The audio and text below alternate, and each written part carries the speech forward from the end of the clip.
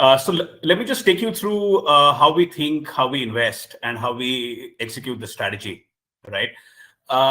So we look for companies where the growth runway is really long, where the target size of the market is long, and the runway for companies is much longer, right? So if we can get a industry or a industry subsegment where the growth runway is long, and if we can get a oligopolistic market structure where there are just 3-4 companies, that's our sweet spot. That's what we really like. So long growth runway and less companies to compete with is what our sweet spot is. So hello and welcome. Myself is Vijay Chilka, VP from AIF PMS Expert, and we conduct this webinar with the AMC to make our clients understand the product clearly through the AMC themselves. So our client will be knowledgeable about the products and services. So today we will be discussing one of the products from NRC, Nine River Capital. Nine River Capital is well known for its small cap PMS product, but today we will be having a new product to offer from them, which is in the multi-cap space. So it would be interesting for all of us to understand this product. Along with us, we have Mr. Samir Kumar, who is a CBO with AIF PMS Experts. And from NRC, we have Sandeep Daga, sir, who is a founder and managing director of NRC. And along with him, we have Mr. Kunal Sabnis, who is a fund manager. So just we wanted to give a brief introduction on Sandeep, sir. Sandeep, sir, is a managing director and CIO of Nine Rivers Capital, brings around 30 years of experience in public and private equity investing and corporate finance. An astute investor known for spotting the high growth opportunities early, he has been held leadership roles in Frontline Ventures and ICICI Ventures.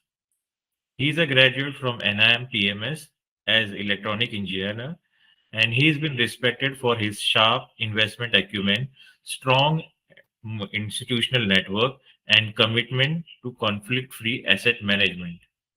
So this has been the key USPs of Sandeep, sir, and we are very glad to have you on this show, sir. Thank you, sir. Yeah.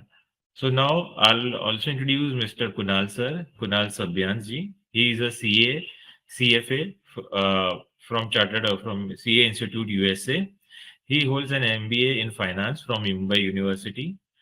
He is a portfolio manager with Multicap strategy in Nine Rivers with 14 years of experience in public investing.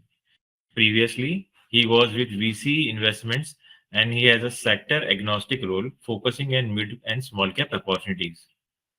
So it's very good to hear you from you, sir, about the new fund in the multi-cap space. Because all these years, all the clients will be known NRC only for the small cap, and in the multi-cap space also we expect the same kind of results and commitment from your team. So I would like you to give the honor to please share the PMS for us. Thank you, Vijay. Welcome everybody. I am happy to be here again. I've earlier been on this platform many years ago when we shared thoughts on our small cap PMS, and it's a pleasure to be back here and share our thoughts again, and help you understand what we think about multi-caps in general and how our multi-cap strategy is performing, and we will obviously give you more details. Just to recap about Nine Rivers Capital before we really get into the strategy, and we just want to, because a lot of you may not have heard about us or would be hearing us for the first time. So essentially, our key investment philosophy is the private equity approach. I have come before we started our first public market PMS, the small cap PMS, almost over 12 and a half years ago to be precise, I was doing active growth private equity investing for 14 years. And bringing those principles of or the mindset of private equity investing to public markets is how we got started. And from that day until today, across our small cap and now our multi cap strategies, we continue to have the same mindset and approach while constructing and managing investment portfolios. We obviously will be talking more about that private equity approach as we go ahead. Essentially, what we do is we basically are a non-consensus investor. We basically, want to look at opportunities that are mispriced and where there is a long-term potential for a company or a business to grow on backed by structural growth drivers and structural tailwinds. What that means is that we need to, challenge the typical conventional wisdom and do a forward thinking about what's going to change, what's going to emerge, and then, go and do a discovery of a thesis or an idea early to go and capture the discovery premium that is there, when you invest in a certain thesis early on. And as a result of that, over these last 12 and a half years, our small cap strategy, which is our flagship, we've been able to, deliver a very good alpha and 27% compounded returns, since inception.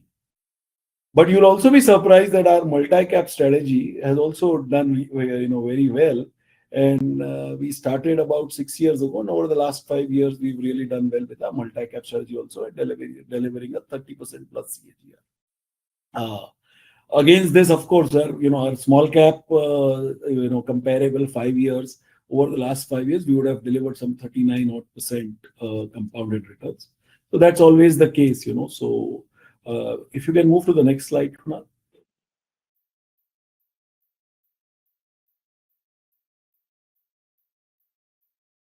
The next slide, Kunal.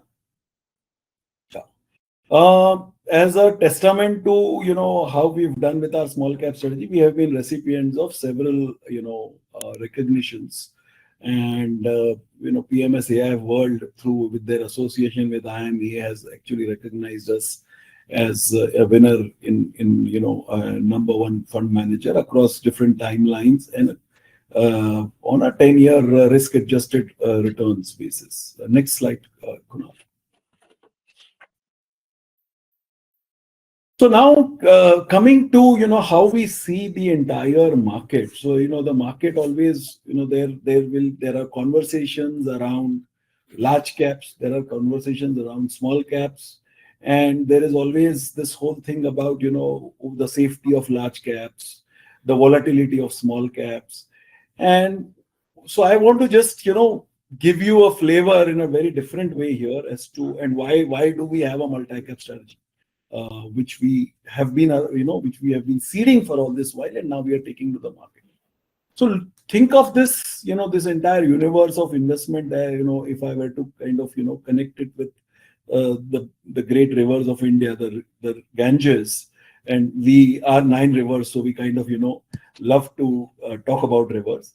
So when you are in upstream in Rishikesh, the Ganga is quite wild. I mean, there are these rapids from time to time where the pace of the water increases and then it decreases again and then it increases, and then there is a bit of an uncertainty. And basically that's like the small cap space. It can accelerate your journey, but it demands a firm grip on the paddle. So when you navigate those waters, you need to be really in tight control, and then you can enjoy the ride. And of course that ride comes with its ups and downs, which is bumpiness, with its with its thrill, as well as sometimes also some of the dangers that you have to navigate through.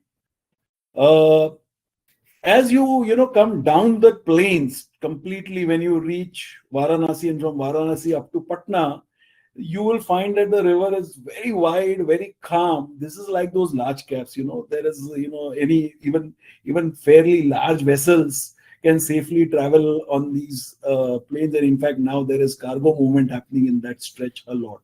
So those are like the stability of, safeguard of the large caps. But at the Triveni Sangam in Prayagraj, where, the Ganga and the Yamuna as visible rivers, they unite, and then there is the Saraswati, which is kind of, hidden. That's where, you find both, there is a stability, but at the same time there is that, the tributaries which come in, and then, there is still a lot of action that is happening, and that's what is the multi-cap portfolio would look like, where you have both. There is a relative, stability or relative calm, and not as volatile as what the waters of Rishikesh are. But at the same time, there is enough energy that you can feel, which basically will propel the portfolio. So I just wanted to give you a flavor of how we think about multi-cap and why we have come into the multi-cap space. Next slide, Kunal.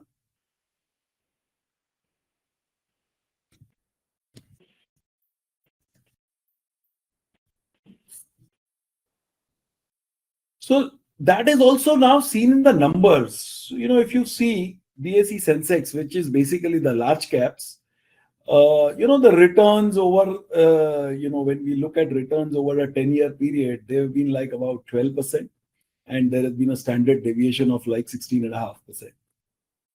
On the other hand, BSE small cap, which is again another index where, the returns have been 23%. And the standard deviation has been 18. Obviously, this is more volatile, so higher standard deviation you can see clearly. But the beauty in BSE 500, which comprises of large caps, mid caps, and small caps, here you see that the returns are 15%, and yet the standard deviation is it is a tad lower than what the large caps have. So the volatility has been lower, while the returns have been higher, somewhere between the large caps and the small cap returns. And this is what is most interesting about this strategy, where if you have a judicious mix of large, mid, and small caps, you can aspirationally one can think of generating better returns than large cap, but with much lesser volatility than the small caps. Next slide, Kunal. Even if you were to look at, so this was on the upside, but let's look at the downside. Like when you want to see what happened in even markets were in a corrective phase.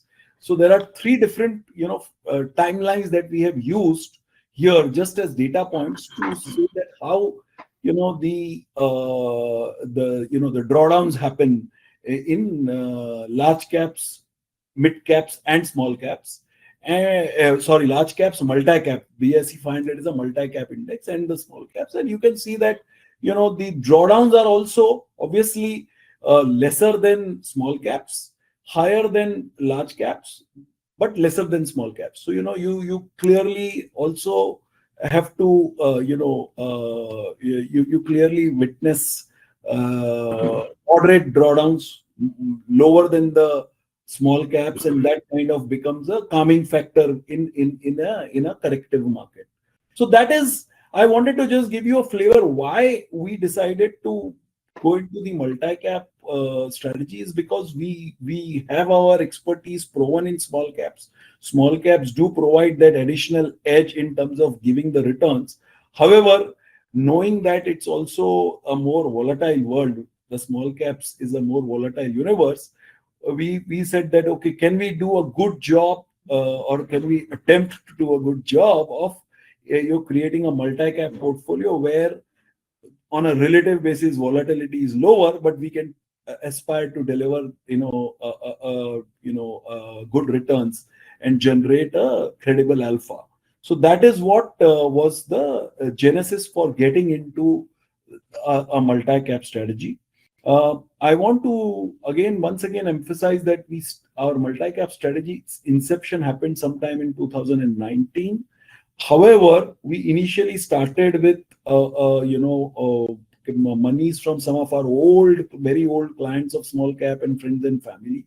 We wanted to build our track record, hone our internal processes, create a disciplined investment process, tweak our small cap investment strategy a bit to accommodate the mid cap and large cap allocations. So all of that we did before now going to the market and opening this strategy to external clients. So that's the reason it's taken us 5+ years to get here, and now we are talking about it. Until now, while it was happening inside, we've never spoken about it. Kunal, my colleague who is here, he is the portfolio manager and he runs this. And lastly, before I hand over this dais to Kunal to take you through the strategy, very specific facets, people have very often asked me, about what is this private equity approach. So while you will hear a lot about it in the following slides, when Kunal takes you through the entire product that we have and the approach that we have, what I want to say is that the private equity approach constantly nudges or pushes us to look beyond past numbers and anticipate the future of a target company overarched by positive industry or sector tailwinds. So this is the philosophy in our minds, in our DNA, when we look at opportunities, and this is what actually gets played out eventually when we see the returns that we've been able to deliver. With this, I will let Kunal to take over and take you all through the specific product that we have and the approach that we have, and then we can of course get into a Q&A. Thank you. Kunal? Okay, thanks a lot. Yeah, thanks a lot, Sandeep. So let me just take you through how we think, how we invest, and how we execute the strategy, right? So we look for companies where the growth runway is really long, where the target size of the market is long and the runway for companies is much longer, right? So if we can get a industry or a industry subsegment where the growth runway is long, and if we can get a oligopolistic market structure where there are just 3-4 companies, that's our sweet spot. That's what we really like. So long growth runway and less companies to compete with is what our sweet spot is. Now, having said that, the way we really rate companies is companies with good execution track record, right? So what we have seen in the past, and I have been investing for about 15 years and Sandeep for about 3 decades, that a lot of managements have great thoughts, want to do good stuff, but cannot execute well, right? So we want to see the way we rate managements and companies is, have they executed in the past or are currently executing really well? Have they built sort of their moat around their business model and a profit pool which they can milk over time, right? So that is really, really essential. But the question you will ask is, if there is a good growth runway and the execution track record is good, how are you going to find it at attractive valuation, right? And our core thesis of the way Nine Rivers, the way we invest is, we really want to get the buying valuation correct, right? We really want to buy stocks cheap at attractive valuations. So we want to buy these names with good growth runway and a good track record when they are out of favor. When market is looking at their near term, maybe the near term has not been that great, the near past has not been that great, but the things are going to turn, right? So currently they are out of favor, but are at the cusp of earnings upcycle. What we have seen, one more thing over time, is that most companies or their businesses show cyclical moves, right? So in a span of 3-4 years, profitability will double, triple, or quadruple, and then they will sustain at that level for a particular time, and then they will do the next move ahead, right? So if we can find such companies out of favor and at a cusp of earnings upcycle, most structural companies also had profit pools, profitability which moves into cycles, right? Some have short-term cycles, some have long-term cycles. But if we can find good companies at the cusp of earnings upcycle, we can have a multi-bagger on our hands. So essentially, just to sum up, right? So good growth runway, great execution track record, out of favor, the market currently doesn't like it, so it's at attractive valuations, and catching the earnings upcycle is essentially a favorable risk-reward strategy, right? So heads I win, tails I don't lose much. And the team over the time has built nuanced industry expertise to find, spot, research, and execute such opportunities. That's bulk of how we invest in the strategy. The other part is actually looking at thematic investing, where we bet on companies into segments fast growing. Companies are growing faster than peers, grabbing market share, yet available at not very expensive valuations. So this part gives sort of stability and growth to the portfolio, whereas the alpha is derived from the first part that I mentioned.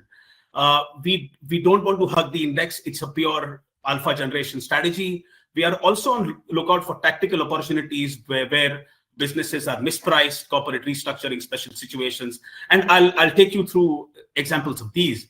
But it's a 20 stock portfolio, 5% allocation each roughly. In rare cases, we go to 7.5, but it's a 20 stock portfolio, and our assessment is at a 20 stock portfolio, the diversification benefits are there, plus portfolio sizing is decent.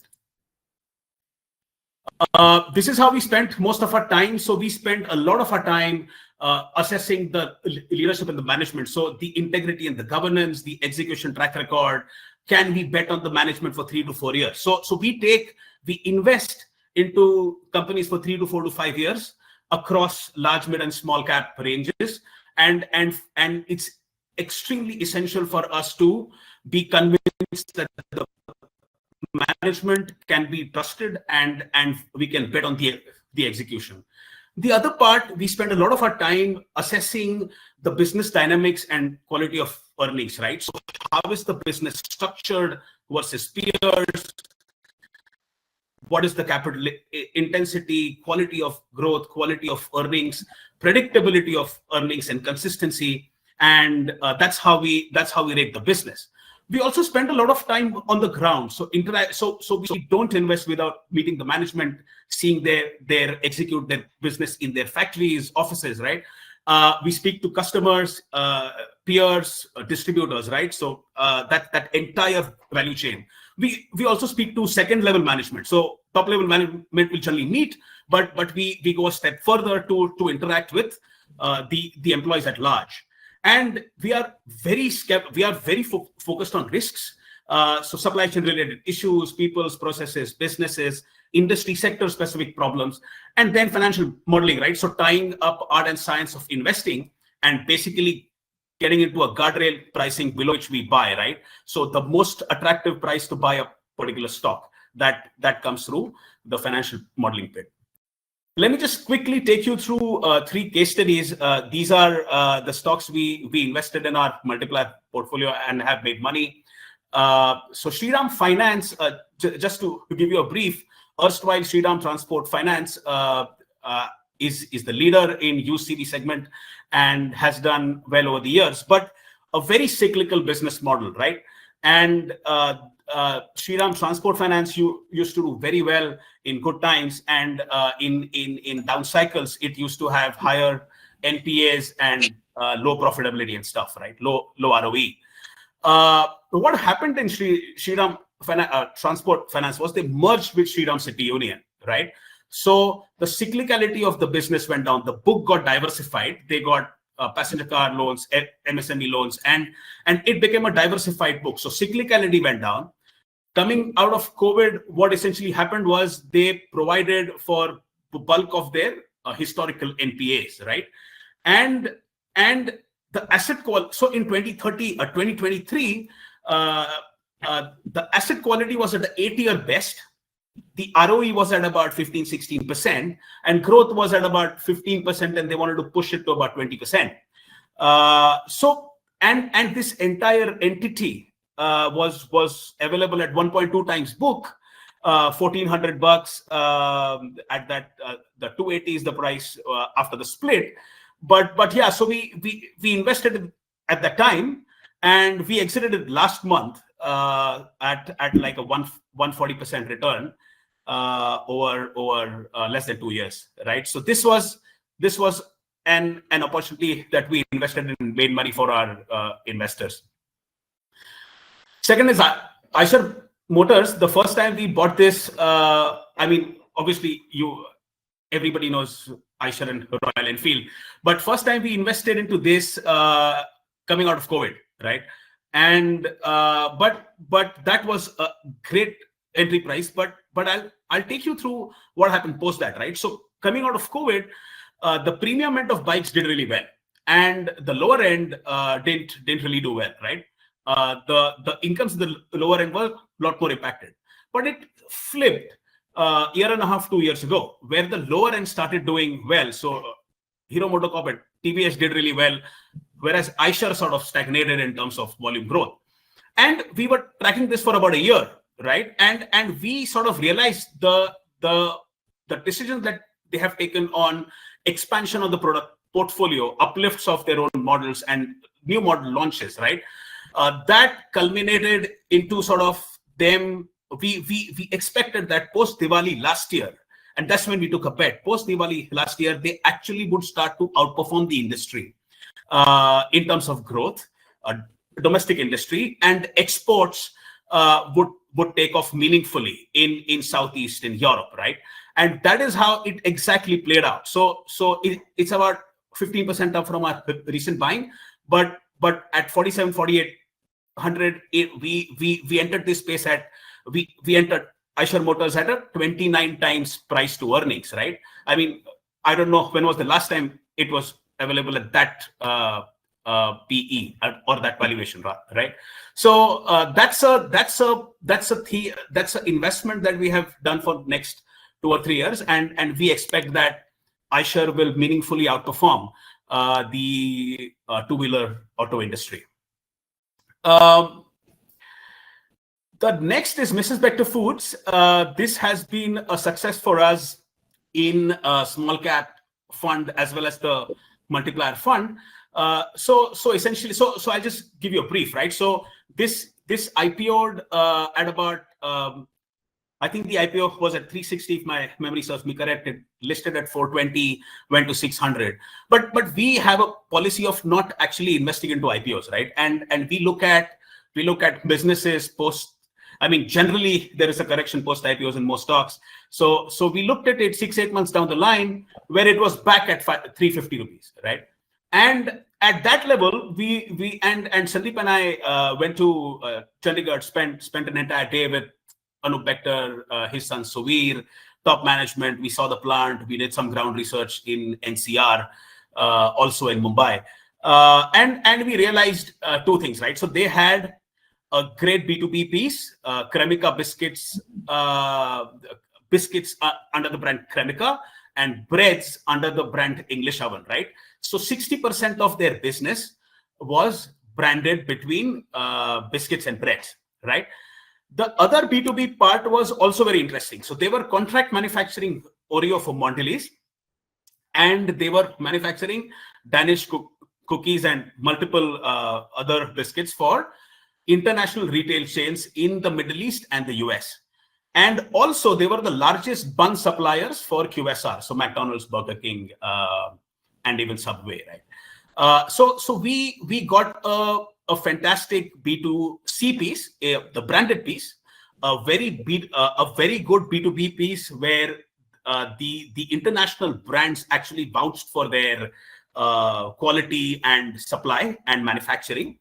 And we could see them expanding into North India and West India. So that sort of, so and we got this entire company.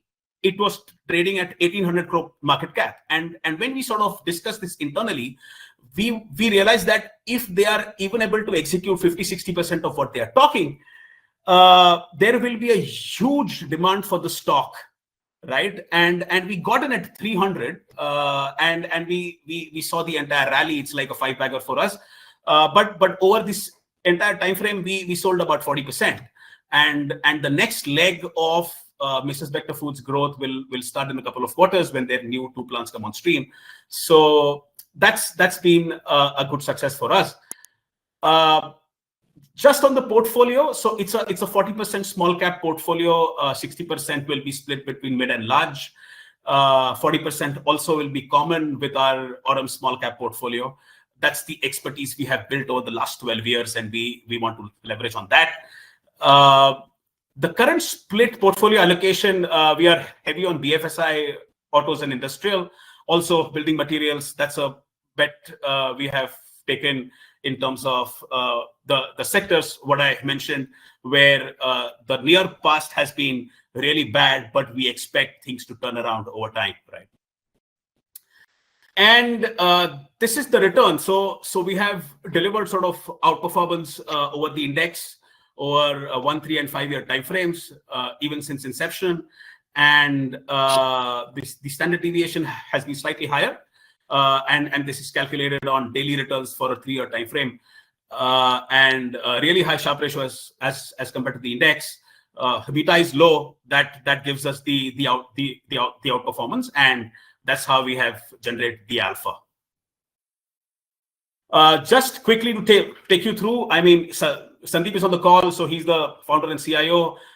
Guides us on all the strategies. Completely involved in what we do. So he's the guiding force behind 9 Rivers. Sandhya is the CFO and handles compliance and the operations for the company. Pragati and I are the portfolio managers. Pragati manages small cap strategy. A robust team, a blend of experience and youth. Kunal Jadwani Rahil has been in the market for a long time. Kavita heads the sales. Vinay is the president, and some young blood which gives a good depth to the team. So that's in a nutshell about 9 Rivers and the strategy. Open to questions. Yeah, that was a nice insight. There are a few questions from our team. I would like to ask. Sure, please go ahead. Yeah. So we discussed about the strategy. We discussed about what make you to approach the right company. The question what we had is, what are the red flags in the process, which you avoid as a company? Kunal, you want to take that? Sandeep, you start, I'll add on. Yeah. Yeah. So, see, essentially, what along this journey, what we have learned last 12.5 years is the first thing that we want to be very comfortable with is the leadership and the quality of leadership. If there are any, discomforting factors there, and this happens a lot, especially for small cap stocks, it happens a lot through, informal ref checks and our interactions with the leadership, with the business's ecosystem. And if we find that comfort is not there, then that's a red flag for us. And we would kind of avoid investing in such avenues, no matter how good the business looks. If that comfort is not there, which ultimately you can also call it as, eventually the governance red flag or potentially a governance red flag in future, we would want to avoid that. The second thing, which has always been for us a very important risk mitigant, is debt. We don't invest in debt-laden companies. We do not. We want to invest only in robust balance sheets, and that continues across all, small cap as well as our multi-cap strategy. And in case after we have invested, we see that companies are moving away from their stated position of not assuming too much debt, and the debt starts to rise, then that becomes a cause for concern for us. So that is also an important element for us. And the third thing that kind of also is something that is on our watch list as a red flag is if there are senior level key managerial exits, which kind of otherwise that they start pointing to something wrong at the top level in terms of the chemistry. See, at the end of the day, a company which has to grow, which has to exhibit high growth, we invest for growth, right? So if there is companies have to deliver high growth, then the companies have to run like a well-oiled engine. All the parts have to run in sync with each other properly.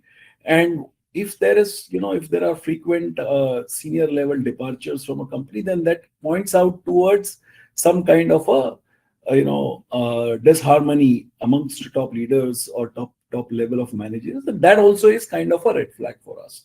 So these are the red flags. Kunal, if you want to add anything, feel free. Yeah, just a couple of points. So we track a lot of history of the company, right? So what management spoke about a few years back, how did they execute? Are they able to give guidance and sort of deliver it or no, right? Or there are a lot of managements that we come across who generally talk very big, but are not able to deliver, right?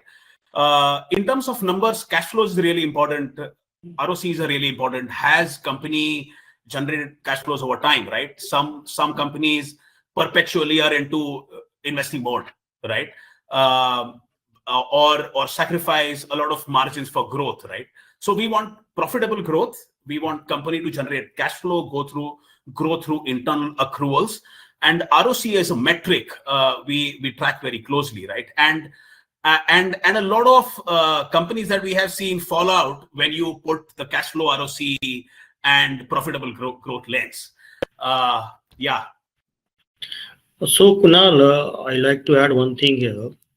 Ask you one thing, that we had seen that at the time of correction, this is small caps correct very drastically, right? And even companies having a good financial and track record also, they correct that drastically. So in that case, how you manage the downside of the portfolio?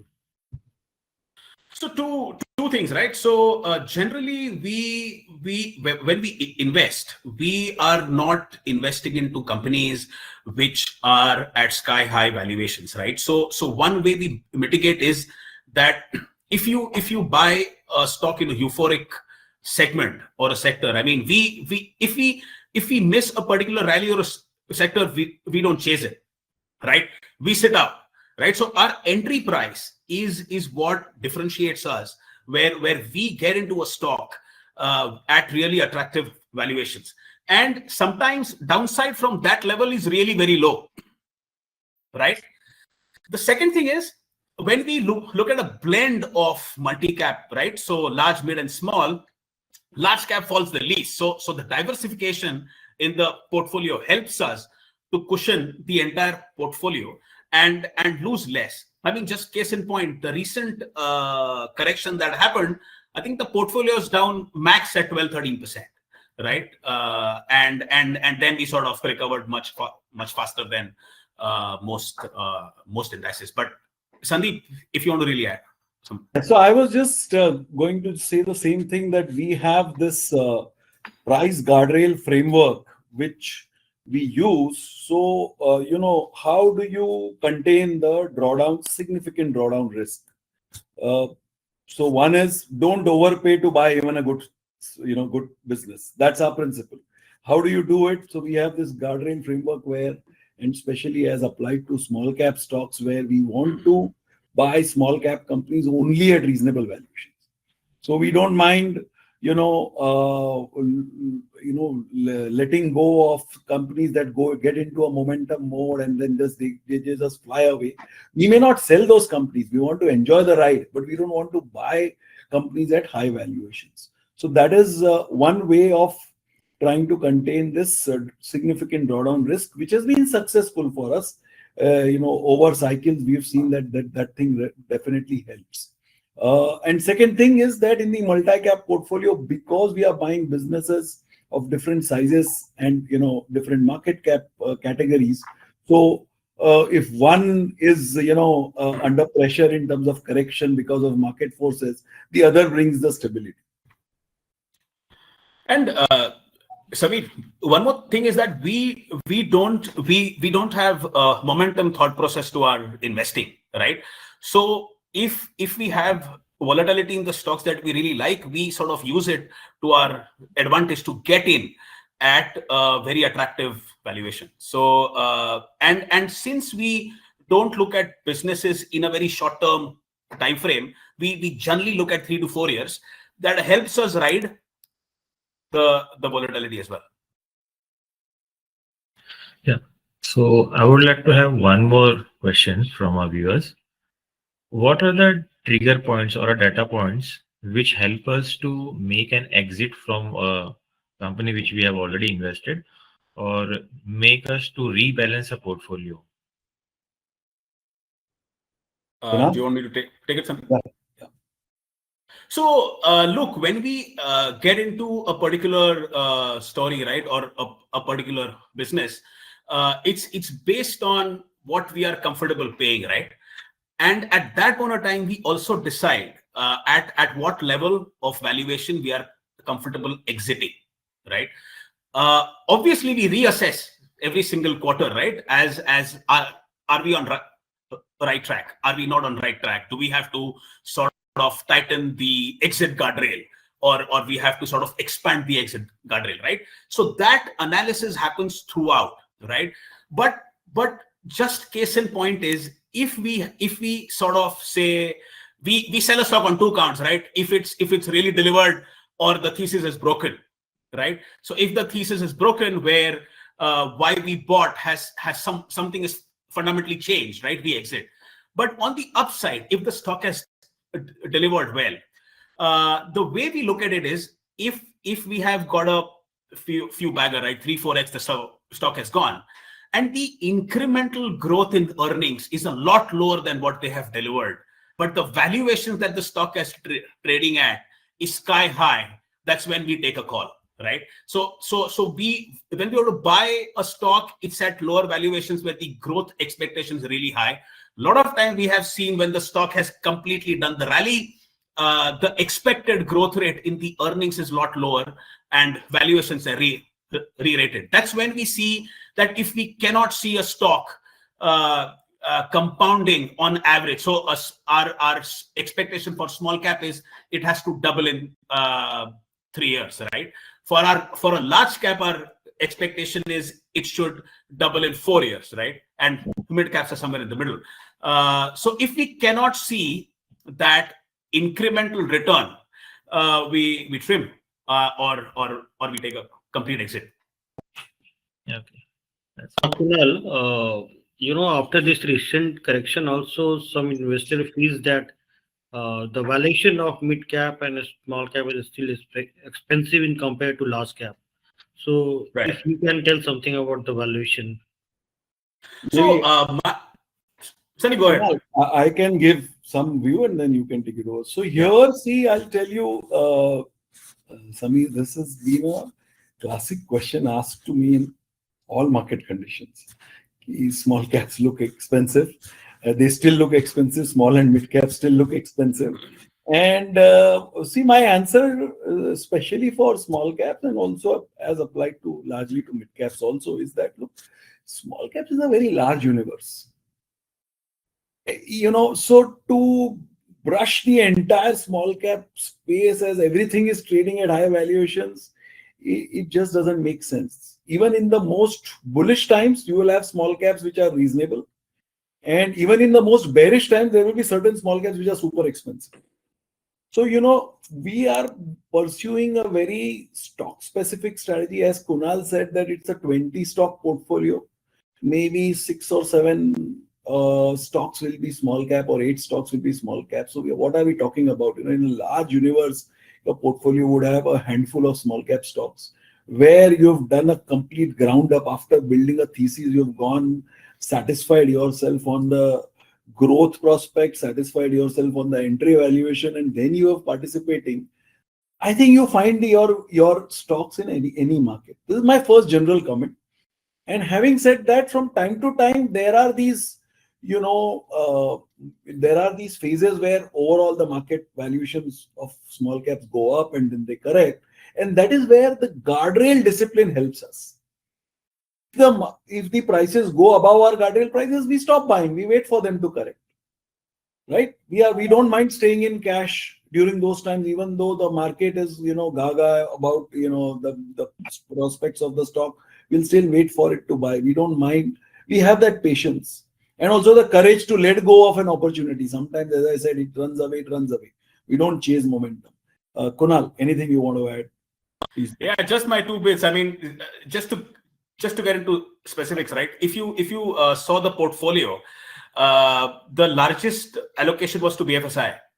And the reason is that if you look at last 2 years, BFSI, especially large private banks and some NBFCs, didn't really participate in the rally, right? So they were available at really attractive valuation, right? Over last 1 year, we did a lot of work in building materials, right? Tiles, sanitary ware, cement, Now plywood, paints. furniture, paints, right? So we have taken a few bets in that, but what I'm trying to say is that when bulk of small caps were doing well and were at sky high valuations, we got into sectors that were really unloved by the market, if I would put it that way, and we believe we have got in at really attractive valuations, and as the turn happens, right, you will see that. And by the way, I want to clarify, this is not a contrarian approach. We don't follow a contrarian approach. This is looking at a business, understanding its drivers, creating a grow, understanding why it will grow, what will make the cycle turn and the growth come back, and then model it properly, validate it on the ground, and only then we say, okay, it's a good to buy, out of favor, but good to buy. It is not like pure contrarian that just because others are not buying, we want to buy. It becomes a contrarian style. For many people tell us that, okay, you have a contrarian style. That is not our style. Our style is to understand the business. Sometimes, it looks like contrarian. Plus a single-minded focus on are we at the cusp of earnings re-rating, right? Can earnings start say next 6 months or a year, and in next 3-4 years can go to completely different level, right? So with that single-minded focus, if we get into a segment that is really not done well, that's how we have made money over time. Yeah, that's good. Now talking about the risk perspective and the risk management, I just wanted to know, is there limitation at a company level or sector level, or also are we looking for the new sectors while investing on this portfolio? Yeah. So, see, first of all, as Kunal mentioned, when at a client level, we will make an allocation of a minimum 5% and a maximum 7.5% in any stock. So 7.5% happens only when we have a large enough company and a very high conviction. So we will make that. So that is more of a rare event. Otherwise, the allocations remain in that 5%, 6% range. And the idea is to, as we build a portfolio, build a 20 stock portfolio. Now, it can be 18 stocks also sometimes, 18 to 20. 20 is the max that we go to. Now, within which any sector that at the time of making an investment, when we look at the sector, we won't exceed 25% of the commitments in one sector. And usually the portfolios are spread across 5 or 6 sectors. They will, as Kunal had highlighted the portfolio, we are across multiple sectors and different, cyclicality of those. We believe that every business has some element of cyclicality. So cyclicality is also is different for different sectors. So it's not all hitting together at the same time. That is how the portfolio looks. From a risk management perspective, I think buying robust balance sheets at reasonable valuations with good growth prospects and across sectors is a reasonably diversified and a reasonably high growth portfolio that you are invested in. So that's what is our way to do portfolio construction. And rebalancing is more to do with actually we don't rebalance for the sake of rebalancing. We rebalance more when we see that a certain company, as Kunal was telling you, a certain company has performed very well in the markets. The stock price has really risen to levels where incrementally from there, the growth of the company versus where the stock price is, possibly the risk reward ratio has now gotten diluted. So we either will partly sell or sometimes will fully exit. So it all depends on how the company's relative to valuation, how the growth prospects are, where we see that there has been a multiplier already that has kind of kicked into the stock prices. Kunal, you want to add anything? Yeah, just a couple of points. So sector weightage also depends on how large the sector is, right? So if it's a BFSI, we are fine for it to go. But say it's a paints or a footwear, or these are essentially very small sectors, right? So we can have maybe at max one investment, right? Let's a 5% allocation. But if it's a large sector like IT, right? And if we think that it's really attractive, we can go to about 10-15%. BFS a little higher, but that's essentially how we understand. So we don't want to be very concentrated in a narrow range or a narrow sector, or be biased about something. We want to spread out our investment, and that essentially is. Also, if you allocate about 5%, and investments when they start hitting 15% of a particular portfolio, we sort of have these internal discussions to let it run, or to sort of risk mitigate and trim a little bit. It's a double-edged sword, right? So that's what we internally continuously keep discussing. So we track each portfolio is like a hawk, right? So we don't really want to be at the vagaries of the market, right? I mean, just put it that way. So Yeah, Kunal.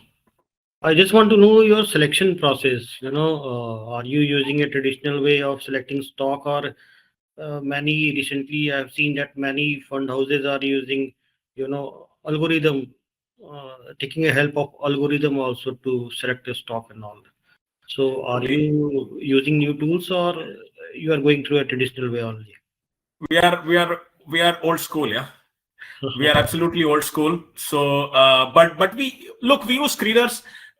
We shortlist stocks based on that. But fundamentally our research is sort of non-consensus, right? Our investing is non-consensus. So we don't do algorithmic investing or momentum chasing, right? So, but periodically we look for sectors which have not done well, which can turn around, right? But we are absolutely old school, fundamental analysis, valuations. That's how we have trained. That's how we have been trained, and that's the expertise Nine Rivers has built. So, Sandeep, however,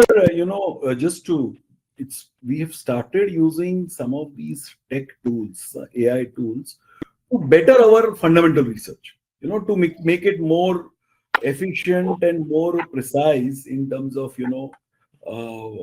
pulling out the information, collating the information, formulation of thought process. The whole process, to make it more efficient, we are using some of these tools which now are available and are very easily deployable. So those we are using, but we do not follow any algorithm because we are not momentum investors, as Kunal said. So we have to have our thoughts on the future, and that is something which happens a lot through internal ideation and anticipation of what a certain business will look like in future, and therefore what will be the growth prospects and how companies can capitalize on it. So there is a lot of forward thinking which goes into our investment case building. Yeah. On a similar line, I have one more question. Across the PPT, we have started with that we have a different private equity approach in selection of the company. So just wanted to have a elaborate view what is exactly the private equity approach and how this gives a competitive edge against the traditional approach of selecting a company. Absolutely. So maybe I'll take that, Kunal, first. Yeah. So Kunal used one example there in the case study of Vector Foods. Now, how we ultimately, when we like a certain company, why we like a certain company, what happens. So, when we looked at Vector Foods, or rather how Vector Foods came on our radar, is that the penetration of processed and packaged foods is going up, and this is going to continue on two counts. One is rising disposable incomes leads to more and more consumption of these food items. Two, with incrementally with people, with more and more women now working and not wanting to cook, so they need to have ready-made foods will keep going up. So there is now, how do you, so it all starts from here. Actually, the investment thesis building starts from the from a macro, that this is now going to see, with this whole space is going to see fantastic growth. We can always question whether this is healthy or not for the nation, whether it's good to consume this processed foods or not. That's a debate for another day. But the fact of the matter is that food business, packaged foods business, will continue to rise, will grow, is what. So this is the first private equity like thinking. It starts from there.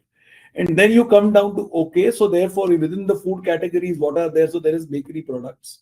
Now within bakery products, if you think about it, there is the big daddy Britannia. Now Britannia, after Britannia, there is of course also another big daddy who is still private, which is Parle. Now, after Britannia in the listed market, who? That's how actually the hunt for, there in every market in the world, there is a number one and a number two and a number three. Here in the listed market, there is just number one. After that, there is nobody. And Parle, to the best of our knowledge, doesn't have any plans to list. It's a closely held private business. We don't even know what their plans are. So that's where when Vector got listed, we got excited. Then Kunal and I said, but whether Vector has the capability to become a brand which can aspire to be a mini Britannia. That is how we ended up. Then so when it got listed, we with the DRHP, we got a lot of information. We were able to analyze to see that, okay, seems like a good company. We decided we'll go and meet the management and actually see for our eyes whether this company and this brand can make it to the national level. So both of us went down. As he said, we spent a day, we went through their plans, we spent time with the entrepreneur, with the promoter, we understood their philosophy, we were firsthand, we experienced the quality of their products. And we realized that here is a company which is quality obsessed. They have a manufacturing practices which I can tell you, at least that time when we went, were better than the leaders' practices as far as their manufacturing and manufacturer hygiene goes. And they had clear plans now to go into other markets. And that is what gave us the confidence. While the market post-listing, the stock corrected and by 50%, we got the full confidence that here is a great brand in the making and we should invest in this brand. And that's how we invested. That's how the conviction remained. And even today, we are substantially invested. And all of this can also be seen in their numbers. So since then, we are extremely closely tracking. We have met the company again. We have gone and done channel checking at retail stores and in modern retail about the availability of their products, what is happening. So it's a continuous process of being on top of how this brand is performing. And it is not based on secondary, sell side reports. It is based on our own assessment by talking to the people from the ecosystem. And that is why that's what the private equity approach is. So, it's basically, knowing the business macros, building a thesis, knowing the business macros, then going down to the micros, and then closely tracking those businesses.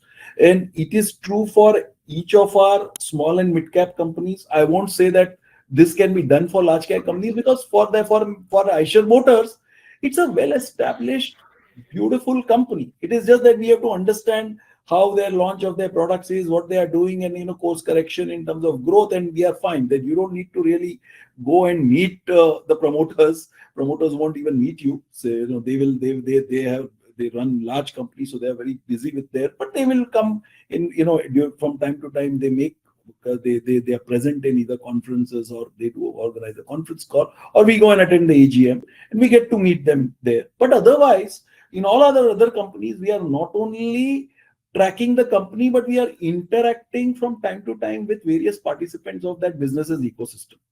And that allows us to kind of build and stay in conviction with what we need to do with our investments. This is across small cap and multi-cap. Both are strategies. We follow this and we follow this to the T. Kunal, if you want to add anything. Perfectly put. Yeah.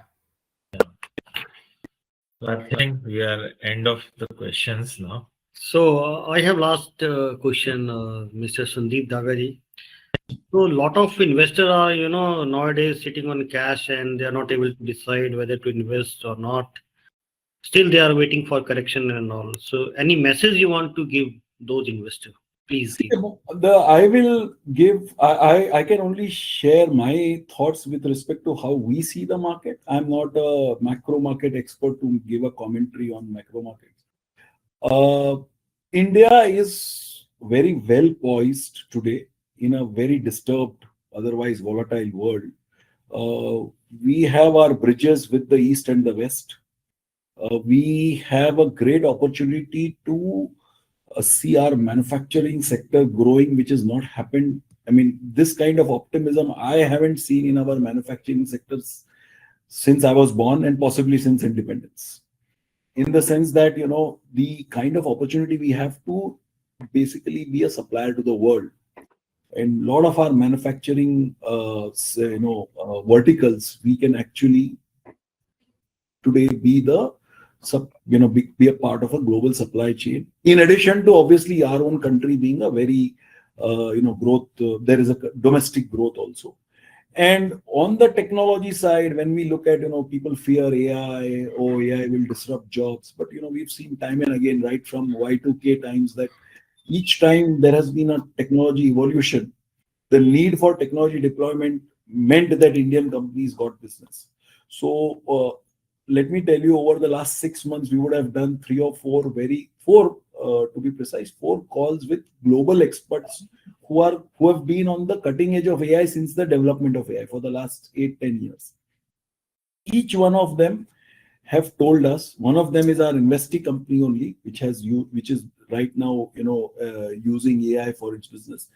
They have told us that if AI also needs to be deployed in enterprises all over the world, it needs to be deployed in a very you need to have an assurance that AI is working and not throwing wrong results and not hallucinating. So that itself is a massive opportunity for India, because who's going to do it? So we believe that whether it is technology now, we are beyond IT. We are now in robotics, space tech, aerospace and defense tech. We are emerging in biotech. So I think we are very well poised to grow and to become more and more relevant in the world, and therefore the disposable incomes will continue to rise. Our government balance sheet is much better than the balance sheets of larger economies, and therefore we don't have a worry about the government not being able to do its bit to ensure social stability. So this is all. If all of this bodes well for the long-term future of India, global capital from East and the West has to come in. It's only about the volatility, which is the new normal. We have to navigate the volatility. So you should be invested in equities. My message is very simple. You should be invested in equities, but go with people who are able to manage the volatile times. Rather than becoming victims of volatility, you should be taking advantage of volatility. So, have that longer term horizon and go with managers who basically, who know what to do in up and down markets in terms of entry and exit. And don't be in the short term mode of momentum investing as a long-term equity investor if you really want to generate long-term alpha, because short term it's very, very volatile. No one knows, till yesterday, as we know, or day before, Trump and Musk were friends. Now they are like, waiting for each other's blood. So this is how the world is, and it's going to remain. We have to accept it. So we should be willing to live with volatility, have that longer term horizon in mind for investing, and then take advantage of volatility rather than, being fearful of it or being victims of it. That's I don't know if it helps, but that's what I feel people should be doing. So on the thing of cash and people sitting on cash. I mean, I would just use the famous Peter Lynch quote that more money has been lost waiting for the correction than in correction itself. And what that essentially means is, if you take a cash call on a portfolio level, you have to get two things right? You have to get the exit right, and then you have to get the entry right. And what essentially happens with a lot of investors who at one point of time get the exit right, that they will never get the entry right again. They will miss it because they are so biased that the market is going to correct, and they want to time the entry so perfectly at the lowest valuation. I mean, it's very difficult to do. So at the portfolio level, we don't think that way. But we will definitely look at company specific stuff. Can we deploy money in a particular company at a particular valuation? If we can't, we can't, right? So that's in a nutshell our thoughts on cash. Yeah. So that was a wonderful session for you, sir. We got a good insight on the product, and also the queries were also answered. There is one question on the chat. At what intervals do you check the portfolio, and what would be your rebalancing strategy? I think we already addressed that. Yeah, we have already answered it. So that's the reason I didn't do that. Sure. So Great. Thank you from entire team of AIF PMS Expert, and this has helped our client to understand your product better, and we will definitely make a good allocation to the product. Thank you, everybody, for patiently listening to us on a Friday evening, and have a great weekend. And thanks, team AIF PMS Experts, to having us over. Thank you. Bye-bye. Thanks, Sandeep, and thanks, Kunal, for your time and insight. Thank you very much.